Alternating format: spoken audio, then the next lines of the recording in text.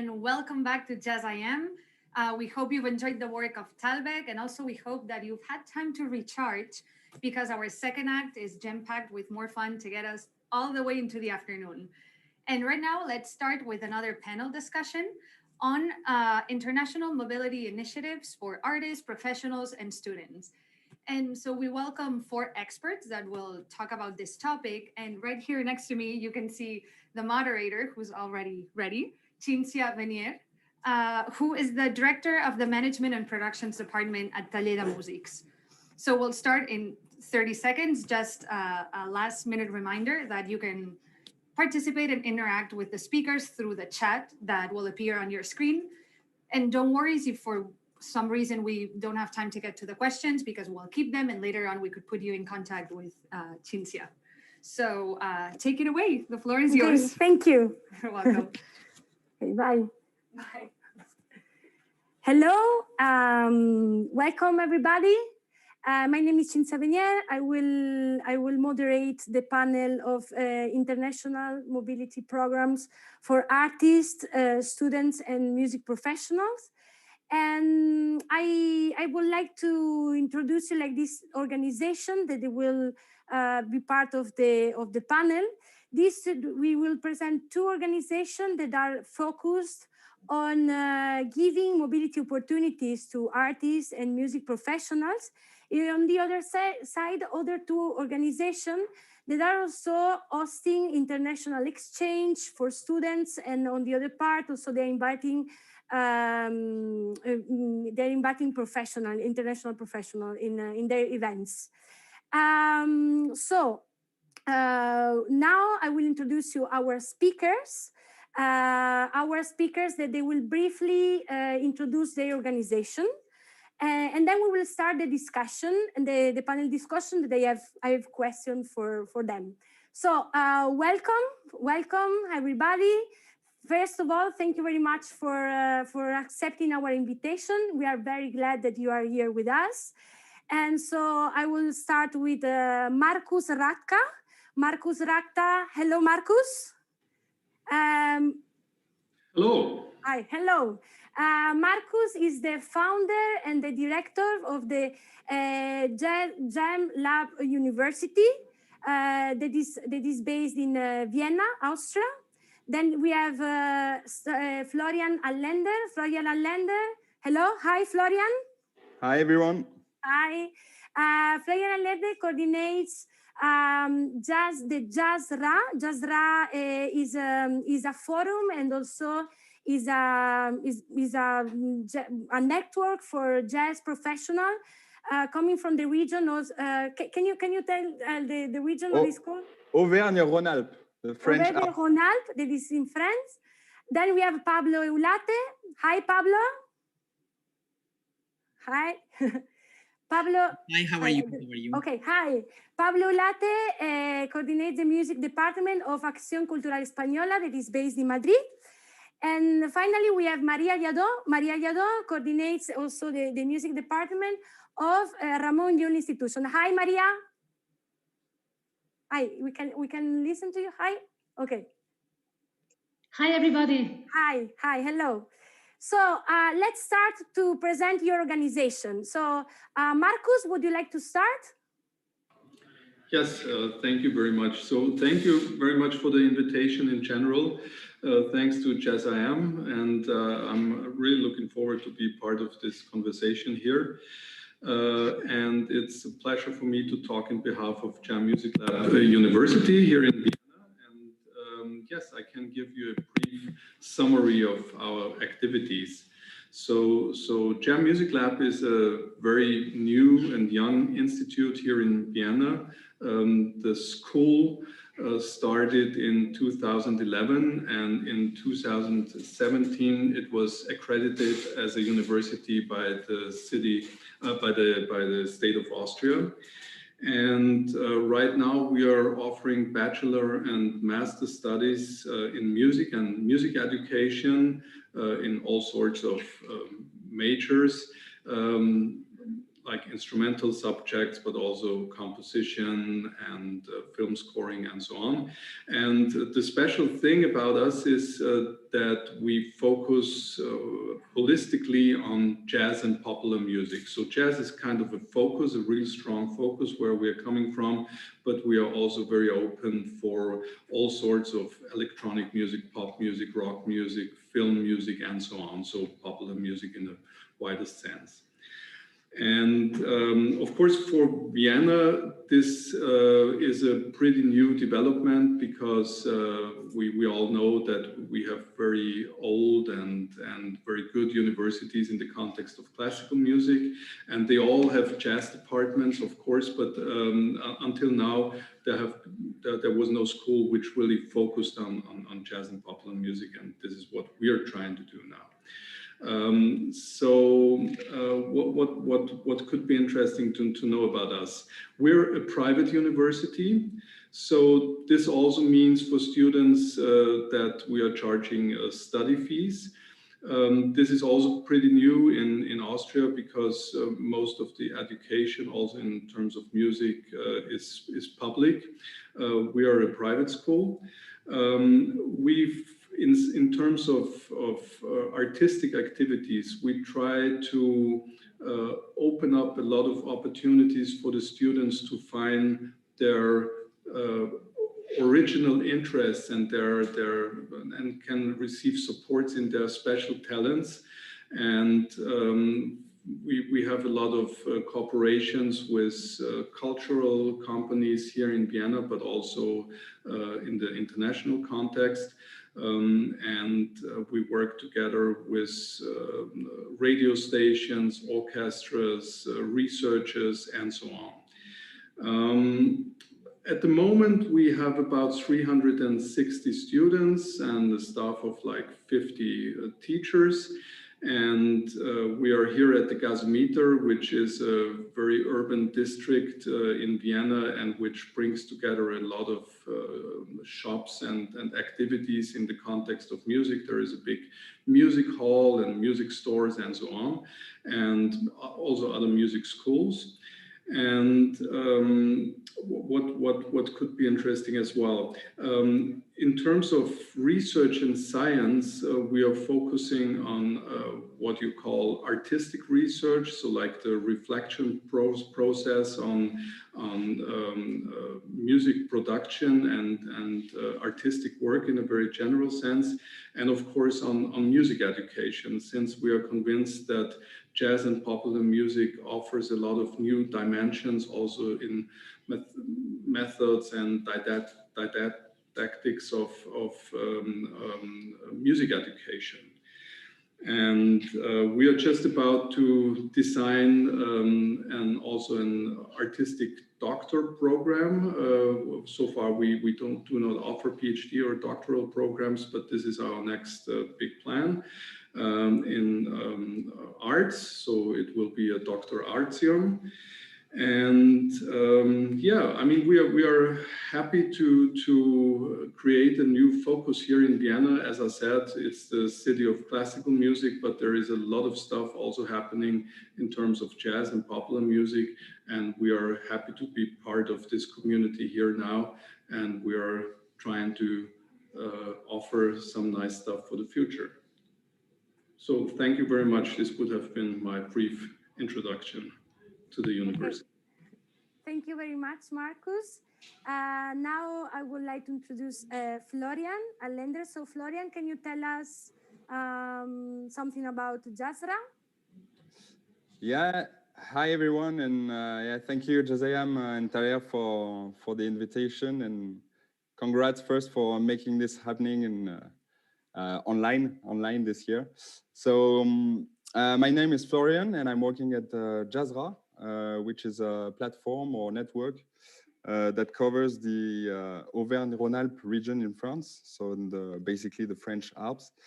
The platform has about 130 members that are divided into four, let's say, categories. The first one is the artists and collectives of artists. Secondly, clubs, festivals, venues in general. third edition and production organization, and 4 music schools and conservatories. So the main purpose of Jasra is to support the development and structuration of jazz and improvised music in the region, Auvergne-Rhône-Alpes, in particular by promoting the initiatives of the regional jazz scene. So for this, Jasra has developed some actions in the direction of this global support for the regional creativity. And this is how the idea started of setting up 2 events. As you said in the introduction, that is the first event is the Forum Jazz, and the second one is the Campus Jazz. So to say some words about this event, first of all, the Forum Jazz is a bit like Jazz I Am actually. It's an event that we initiated in 2015, and that takes place every 2 years in a different city of our region. It lasts about 3 or 4 days, depending the edition. And the goal is to gather regional, national, and European professionals to participate to conferences, workshops, debates, speed meetings, and also, of course, to see live concerts of the artistic projects from our region. We mostly have regional bands on this event, Forum Jazz, but we also had in the past editions some national bands and few European bands as well. So the next edition of this Forum Jazz will take place in Clermont-Ferrand, which is another quite big city of our region. It will happen from the 24th to 27th of November, 2021.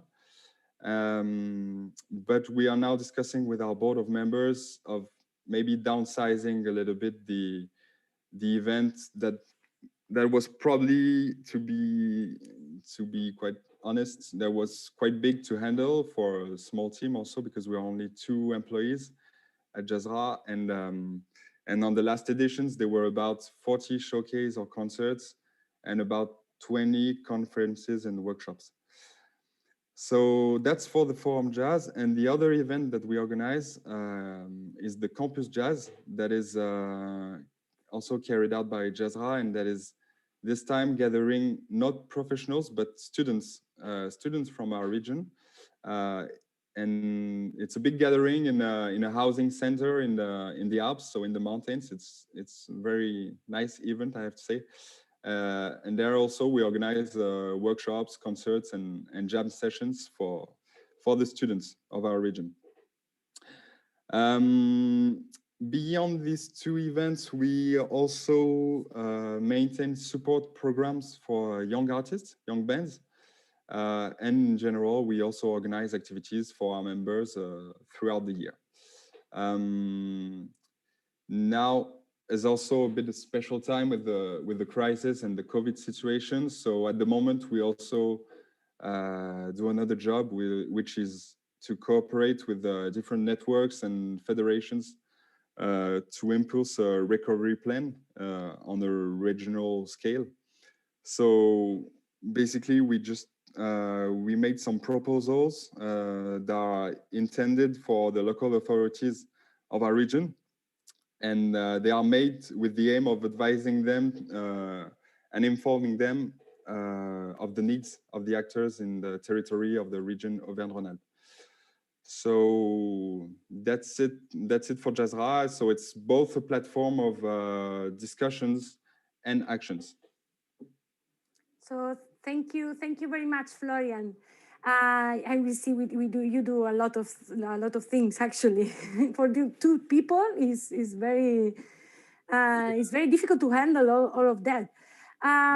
So now I would like to give the word to Pablo Ulate, that will explain to us what is Acción Cultural Española. Thank you. Pablo? Yes. Hello. Thank you very much. Let me make a little brief resume about what we do in Acción Cultural Española in order to have an overview of what Acción Cultural Española do. We are a public agency, an agency that orchestrates public support for the promotion of culture, both in Spain and overseas. And we consider from historical heritage to emerging creations. Our goals is to give prominence to culture as an essential component of the country's reality and image, projecting it both within and outside Spain. We work with significant commemorations. Yes, Acción Cultural Española manage cultural commemorations considered to be of interest. Our purpose is to draw attention to events, people, and art, historical, scientific, or cultural facts in order to revisit, reinterpret, and update their contemporary in relevance. Of course, we work too in universal and international expos. At Acción Cultural Española, we organize Spain's presence at universal and international expos approved by the intergovernmental organizations Bureau International des Expositions. These events are a platform for projecting Spain's image and diverse reality abroad. We promote the presence of Spain creative and cultural sector at prestigious international events too, and forums related to contemporary creation, such as biennials, fairs, and festivals in various fields of culture and art. We produce exhibitions, shows, publications, audiovisual projections, concerts, presentations, and other activities related to a broad range of cultural initiatives of our own or in collaboration with other organizations, both national or foreign.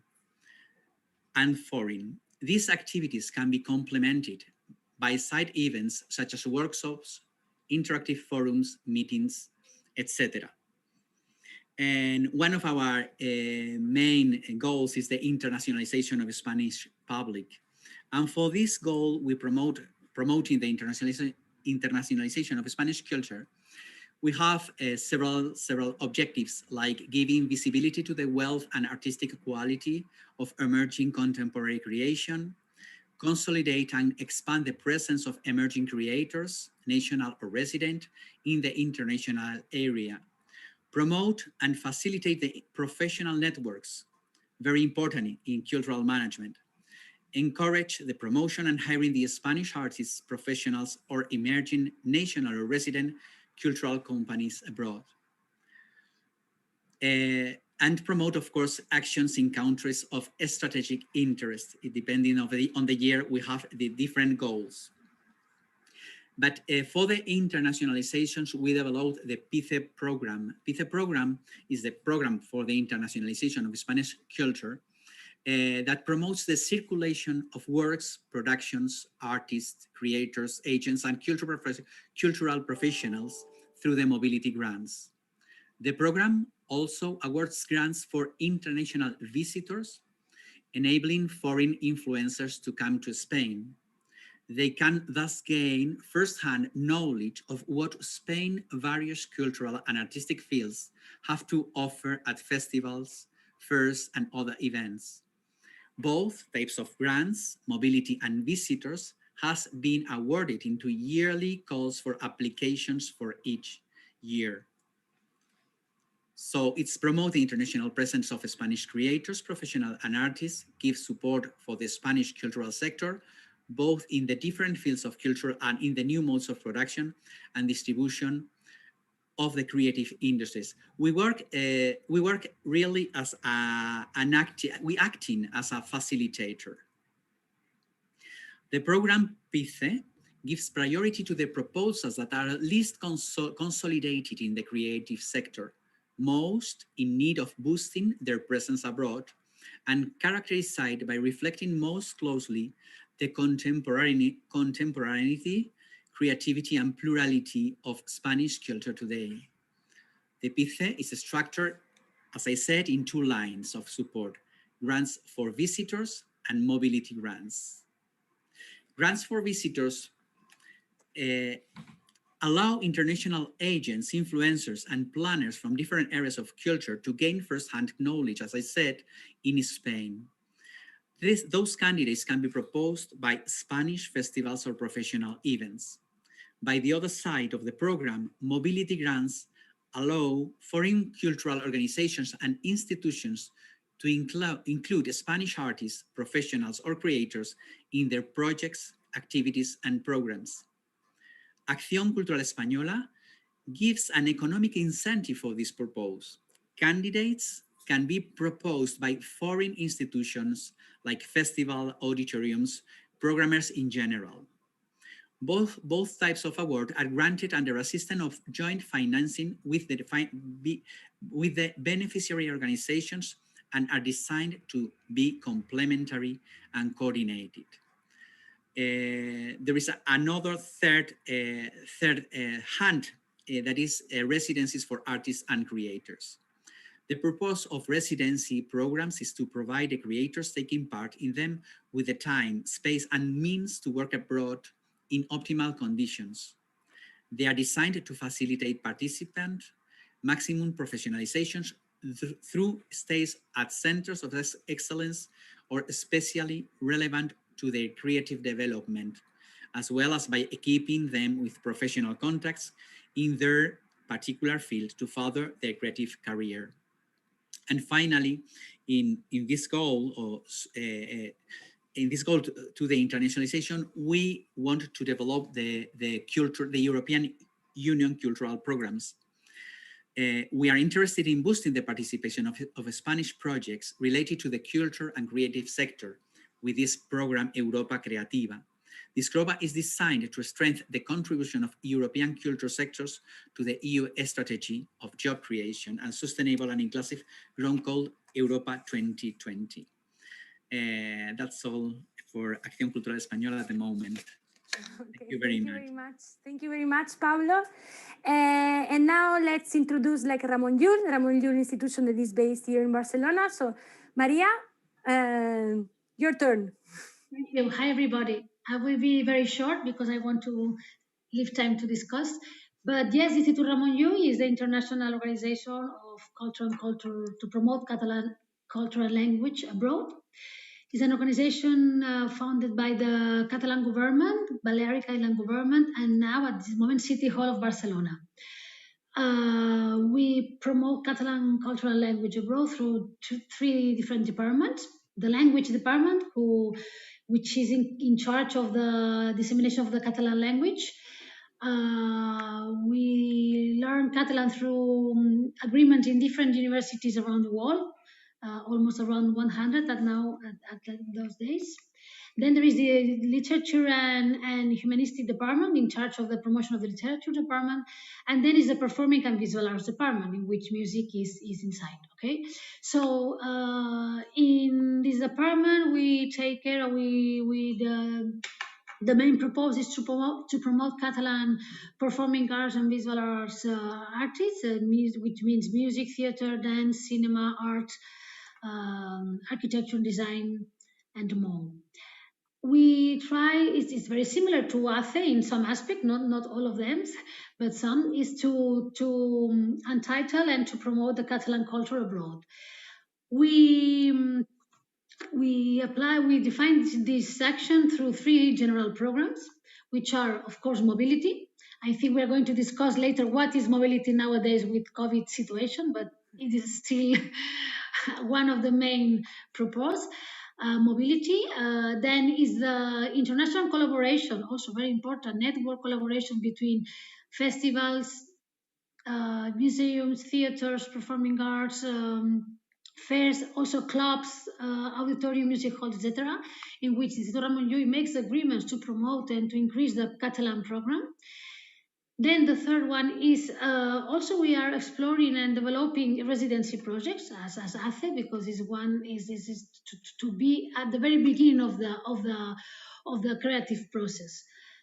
So we are developing now this. We will talk later about these programs. And then at the end, we work together between what is happening here in Catalonia, because the international point starts already now in the local point. So international and local, for an international organization as Instituto Ramon Llull, or all the cultural institutions that works in international, I think we are redefining what is the beginning or what we are working together. So now we have doing from many years, but now we start now with the very beginning as festival as Jasra, but also with other festivals or even music halls or auditoriums, what they are doing in international. So it's an internationalization beginning also with local events or an organization that wants to be international. These are the fourth main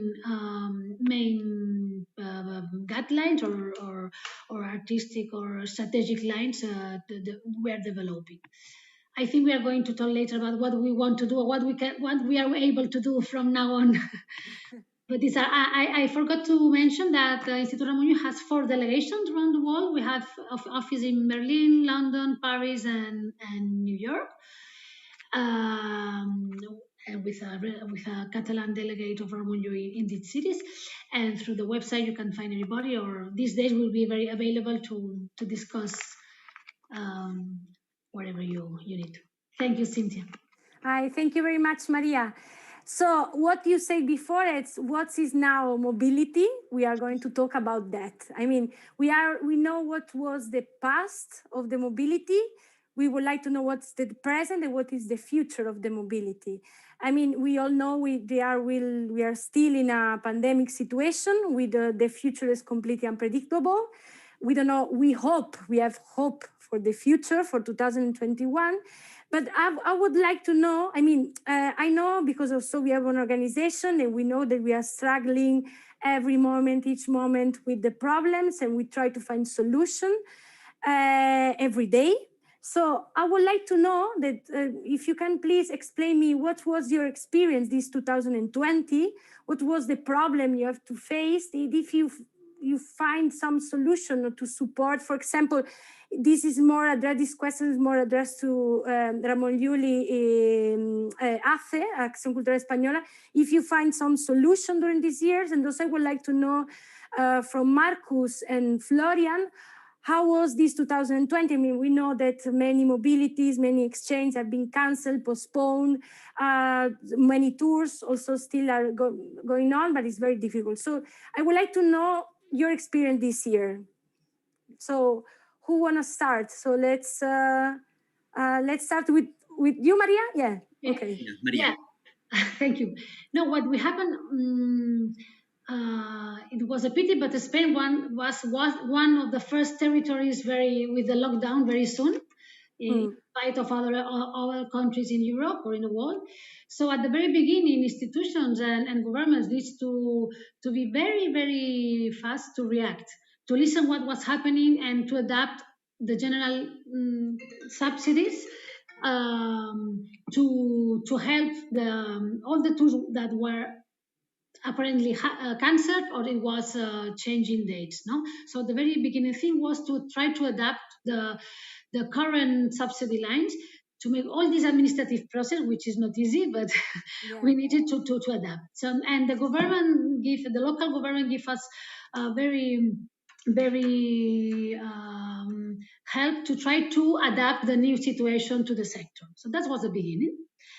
And indeed, it was changing each month. So we started making some changes in July, and now we are still needed to be revised all the subsidies lines. So this was made. Then the other thing, which I'm sure all of our partners here in the panel, we need to try what is going to develop with digital concert, what is presential and what is physical concert or performing arts events. So we try also to help to face the international presence through digital formats. With, of course, we can discuss what is and what permeable is a digital concert, or what is the reaction of the public, or even for the programmers. I would be very glad to know Marcus or perhaps Florian what they think about the digital transformation. So that's the second. And the third is how to the mobility doesn't need to be physical strictly. I mean, there is a lot of talent, Catalan talent, Spanish talent, international talent spread on the world, because everybody's not always remaining in the same geographic situation. And we have a lot of Catalan jazz music, because we're in jazz now. So through a lot of universities, I don't know, Marcos, if there is any Catalan musician, jazz music in your university, but there are Catalan talent spread around all the world. And they don't need to be mobility because they are already sur place. But we need to identify them and to try to develop programs internationally that they are already there. That is another new thing. And as I mentioned, residency project also, because the starting point now, the musicians that have no tours, they have time, they a lot of energy, creativity, they need to create. So they are very open to explore new formats and to at least this new step from the very beginning, and they ask us to be part at the very beginning. So that's more or less what we are trying. One of the things is perhaps to accept COVID test as an expense, very important for the international programmers, no? Or I don't know, or transport at expenses of other expenses that before it was impossible to face, and now is that you need to have these expenses covered, otherwise you will not be international. So that's more or less what we are trying. And at the end, finally, is to tell to the international community, that, because every country is very difficult to program international and at this context. So institutions as us, I guess, and us, we need to be very clear to encourage international programmers to trust in another artists that they are from their countries. I think this is more or less the main idea. More or less, it's a lot already. Well, we try. It's a lot.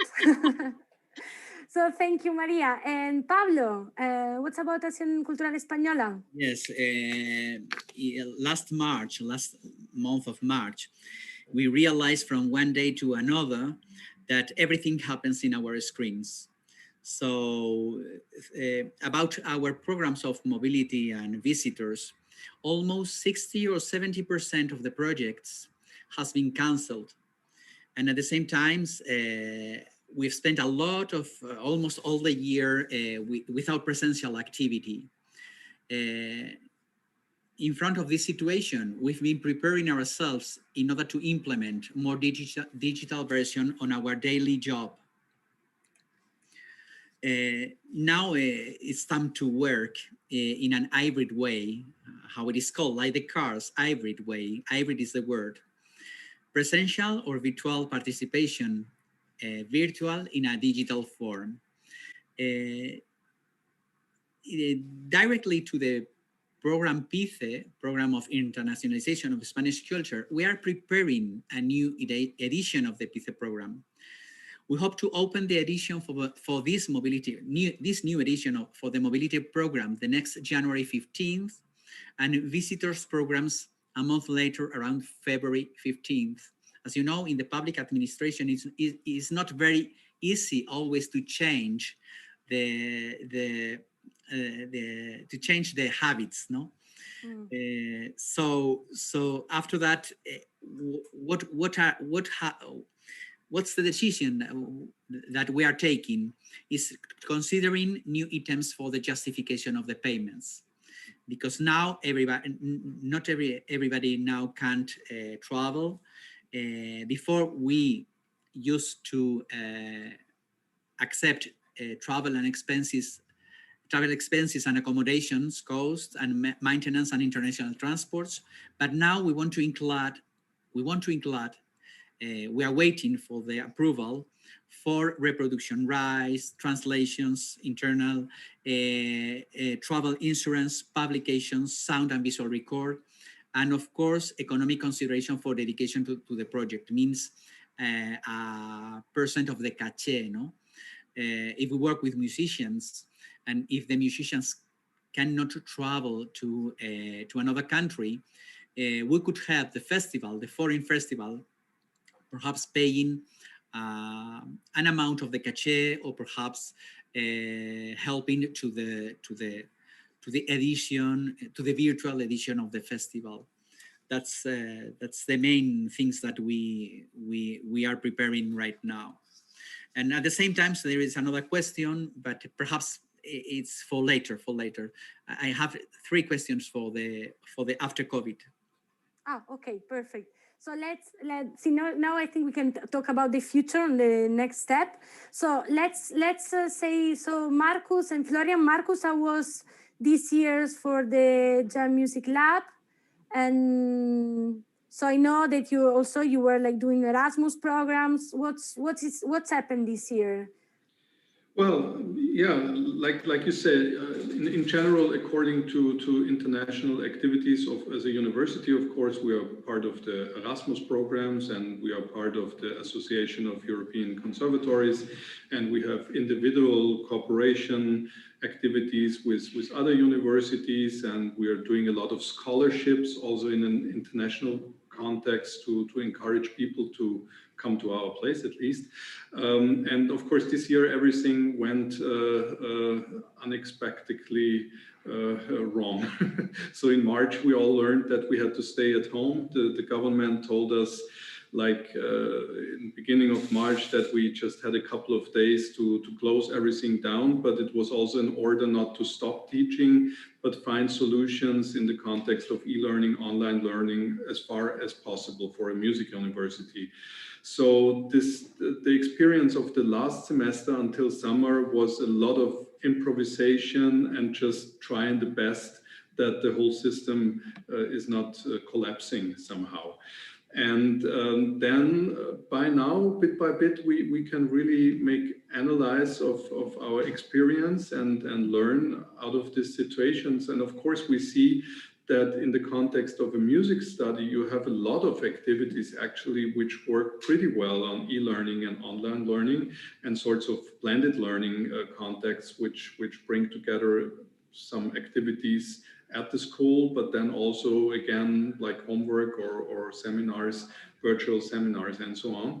And of course, we also have parts of the study which really need personal contact somehow, especially playing in ensembles and orchestras. So there are a lot of technicians worldwide who are doing great work in setting up virtual orchestra rooms and so on, and this is getting better and better. But after all, if it's on a professional level, then it's still necessary to meet. And the same situation is related to the one-to-one lessons with the students. Of course, we can work in virtual rooms, but it's really good to meet time to time. So what we learned so far now is that actually we have a pretty large scale of subjects that we can teach online, at least as well as it worked in the classroom. Classes, you know, knowledge-based stuff, seminars, and so on. And on the other side, we have to find solutions for the orchestra player, for playing, for the ensemble playing, and so on. And since the situation is still so unstable, so we don't know, for 4 weeks we can walk in the school and then we have to stay home. So we decided now to make a lot of block seminars also in the upcoming summer, so in summer 21, to make up all this practical and artistic work, which is now suffering, of course. And this could be, for us as a university, this could be also a shape of a blended learning study in general, also in the post-COVID-19 times, that we will offer subjects by e-learning and online learning, and then a lot of block seminars for the practical and artistic related subjects. So digital is really very, very important right now, no? Maria also and Paulo, they told us before, no, that they are also focusing on the digital tools, and I think that now are part of our life, actually, in our work life, no? And thank you, Marcus. And Florian, how was, I mentioned you also have to cancel or some events? Well, we didn't really have let's say international events in 2020, so it wasn't that bad for Jasra. Actually, it was really bad, of course, for all our members, festivals, artists, everybody. But for us, as an for the events that we organized, we didn't have any problem because there were none this year, at least that were international events. So the last thing we did internationally, let's say, was to send one young band that we support in Estonia. So that was just before the first lockdown in March.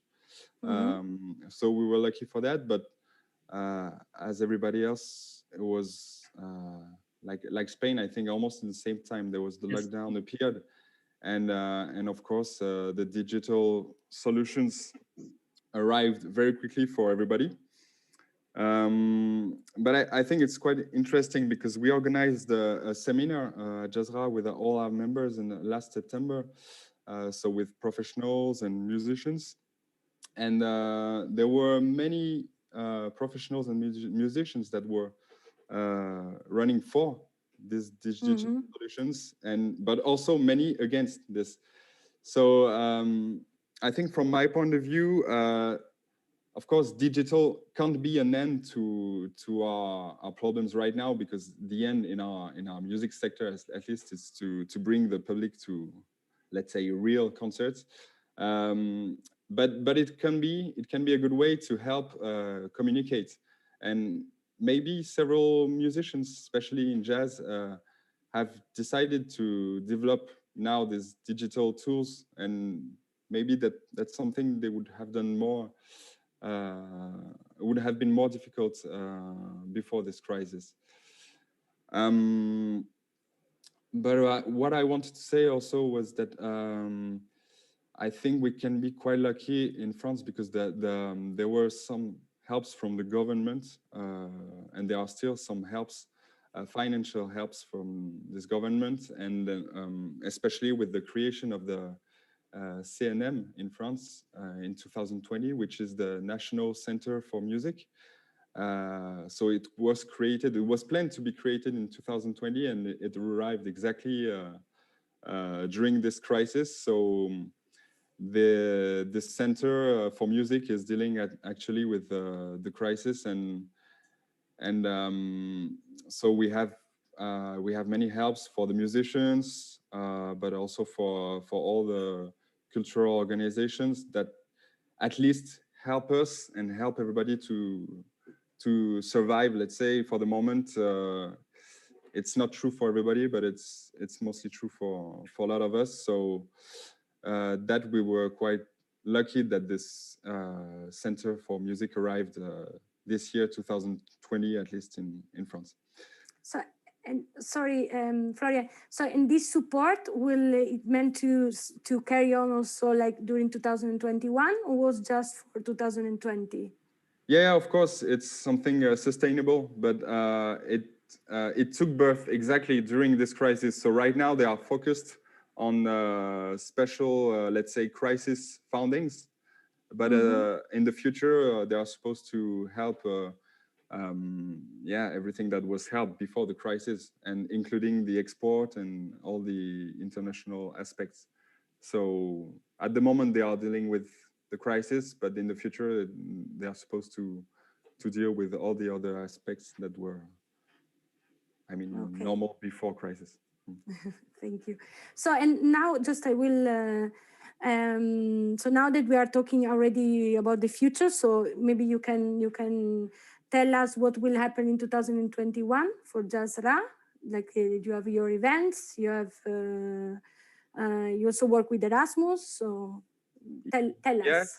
Yes. Well, I said earlier that we didn't do much during 2020 about the international, but it's not really true, because we've been working the whole year on an Erasmus project, as you said.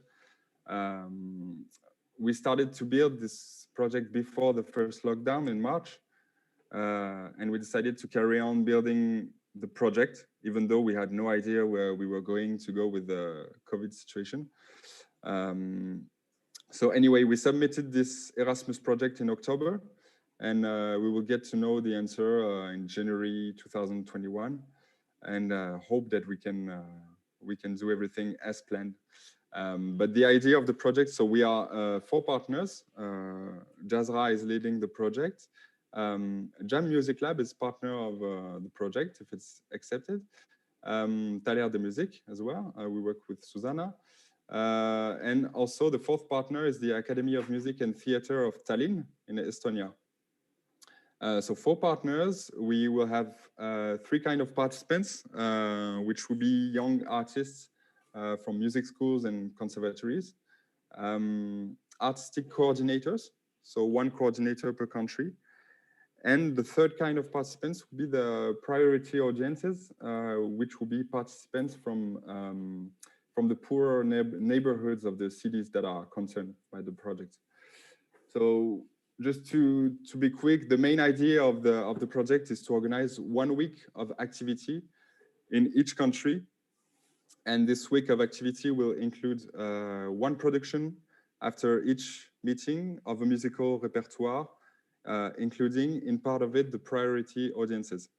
So the musical production would be carried out by young artists and supervised by the coordinators, the artistic coordinators from each country.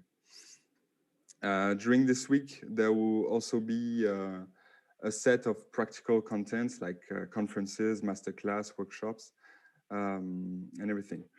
So for now, we will see, first of all, if this project will be accepted. And second of all, if it's accepted, if we will be able to carry out the activities that were planned. Of course, we will need to make some adjustments, plan more things on, as I said, on digital support and everything. So that will be some changes if this project is accepted. But apart from this Erasmus Plus, we will organize our 4th edition of Forum Jazz in November 2021. It will take place in Clermont-Ferrand, which is another big city from our region. So there, of course, we usually invite some European professionals to attend the event for speaking on different panels, to meet the French professionals and artists through speed datings and concerts. So we hope we will be able to do that, but November 2021, we still have some hope. So yeah, and it's a really important aspect of this Forum Jazz. It's a real added value for the jazz professional sector, and so we hope it will be possible. Okay. And last thing on this event is that we used to invite some European bands to play at this forum in collaboration with our partners, but this year we are not sure that will be possible of course, for the COVID situation. We will have to see, and also because we have a discussion at the moment with the board of our members, as I said, of maybe downsizing a little bit the event and reducing the number of concerts. So maybe we will have to focus more on the regional bands. So that discussion is still open for the moment. Okay, thank you, Florian. And so now talking about the future, so I would like to see what Marcos thinks, and also I would like to know from Maria and Pablo what are the next open calls, and if you have also a reflection about the future, about the next year. What even if I said before the future is unpredictable, what's the plan for you? So Marcos, would you like to start, and then we carry on with Pablo and Maria? Yes, thank you very much. Well, the plans are, we're trying to set up our whole study system now also in a blended studying context, which allows students to study also from other places in the world. I mean, we have in particular, we have the problem that some of our students got stuck in other countries, like in China or South America and so on, and they are not actually daring to come to Europe. But of course they also want to keep on studying. So what we did is we set up this blended learning, e-learning, online learning context for all of our studies. And maybe in terms of projects, I would like to mention some of our activities. As I said before, we are very active in offering interesting projects for scholarships or competitions, etc., for people to come to Vienna and maybe also study at our university. And we have a big scholarship in cooperation with the Austrian Broadcast. They are sponsoring a full scholarship for a master study, and this competition is for all international students. So it's open for everybody who is willing to study in Vienna. And we have a second really big project with the Radio Symphony Orchestra here in Vienna. We created a composition competition a couple of years ago. The first event was the 100th birthday of Thelonious Monk. And the thing was that the applicants had to compose for symphonic orchestra, but involving jazz elements and trying to marriage those fields of music, and this was very successful. So John Beasley won this first competition, and now we've got a second call on the topic of Leonard Bernstein as a composer.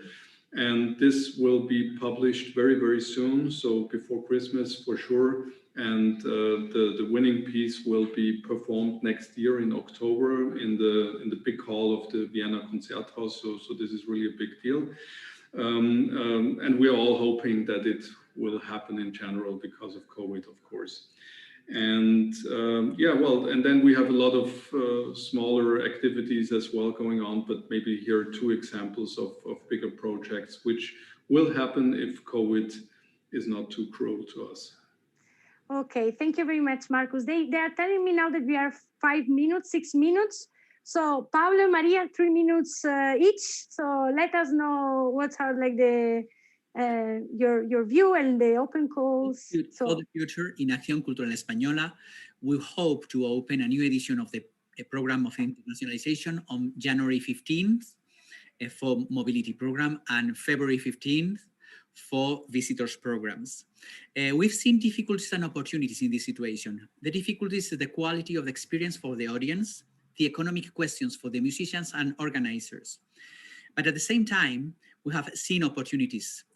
We wanted to work and to develop our presence in local and rural areas. We want to approach the situation for put the focus in the unknown areas in a way to have a link with the touristic initiatives and possibilities. Well, we want to talk about cultural heritage. We want to give in this cinema way to give more plural cultural information, talk about our cultural heritage, as I said, and new creation in a way more, can I say, screeny? Perhaps it's time to the mobility from art to art. What I mean is from architecture to music, from literature to dance, just to the ancient stones of all those unknown buildings across Europe or across Spain. What I say is mobility inside a screen, it's difficult. So perhaps we can move the contents. And for the last thing is a question: are we prepared for monetize our virtual activity? I'm thinking in the economy of the events and the economy of the artists. In this way, we are thinking in support really directly a percentage of the cachet of the artist, but we are still working on it. Thank you. Thank you very much, Pablo. Maria? Yes, thank you, Cynthia. I have, before my last intervention, I have a question for Marcus. The Radio Symphony competition is international? Yes, it's for everybody who is willing to try his best or her best. So we can promote this competition to try to international. There will be a big promotion on our homepage and also on the Radio Symphony Orchestra's homepage, but I can also send you some detailed information if you like. Okay, thank you. Thank you. So regarding the future, as I mentioned, our new subsidies is planning to be open middle January, as Pablo. Besides the mobility that we want to remain the possibility of mobility, let's see what happens. for bands, orchestras, and ensembles, etc., and popular music. We started a new subsidy line regarding the composers and individual performers, because as I said, music is very permeable and now it's spread. Now more. So if there is a commission or is a rehearsal and a composer needs to go to the rehearsal because he wants or he's able to attend, so we are going to try to support them. Also, it's including choreographers and filmmakers and writers and scripts for dramatic pieces. That's for one side. Then also we have opened a new subsidy about translation of librettos, chorals and choir repertoire, and also for of course for theater. And then, as I mentioned, we are opening new projects about residencies and international cooperation. And finally, we want to overlight also these hidden ambassadors, all this talent that is spread in the world, beginning from the universities. As the project of Erasmus++, as Florian and Taller de Music we are building, we confirm with Taller that if this project is go ahead, so Institut Ramon Llull will be there for the Catalan artists that they are involved. Also, we are working with SMUC, another university taking care of music, about what is going to do international. So this is also another project we are starting from. And then let me say that this year, 2020 and 2021 is Gerard commemoration. Robert Gerard for in the English community, but is a Catalan composer, very, very, very good and very unknown for the Spanish community. And we are going to program different classical and contemporary concerts in Cambridge, Berlin, and also in Brussels regarding this magnific composer, which masterpiece was La Peste about Camus work. I think this is the main. Let me say just a few words to Florian and Marcus in order to keep in contact for our possibilities of collaboration. And of course, with Maria Lledó, let's talk about Roberto Gerard, of course. Okay, fantastic. Here we have a collaboration. So thank you very much. We have like to end like this session now. I want to really thank all of you. It was very interesting to listen to you. It was a pleasure. And if you have, actually we had some questions, but I may forward you the questions that we received. And now some were already answered, I think. Okay. I think they're all taken care of. And otherwise we'll send them to you so they can be answered later on. Yes. But they've received an answer. Okay. So thank you very much to all of you to be part of this edition. Yes, thank you. Also, thank you, Cinzia. Thank you very much. Thank you, Marcus, Florian, Pablo, and Maria also. And now, sadly, we're nearing the end of today's schedule. We only have 3 more activities to go, sadly, but we hope that you're having as much fun as we are today. And yes, and now we'll pop into the Milano Jazz Club once again to watch the last showcase for today. So you know how it works. Just click on the next link in the professional area, sit back, relax, and enjoy the next showcase. Thank you. Thank you very much. Bye-bye, everybody. Thank you. Bye-bye. Oh, ciao. Bye-bye. Goodbye.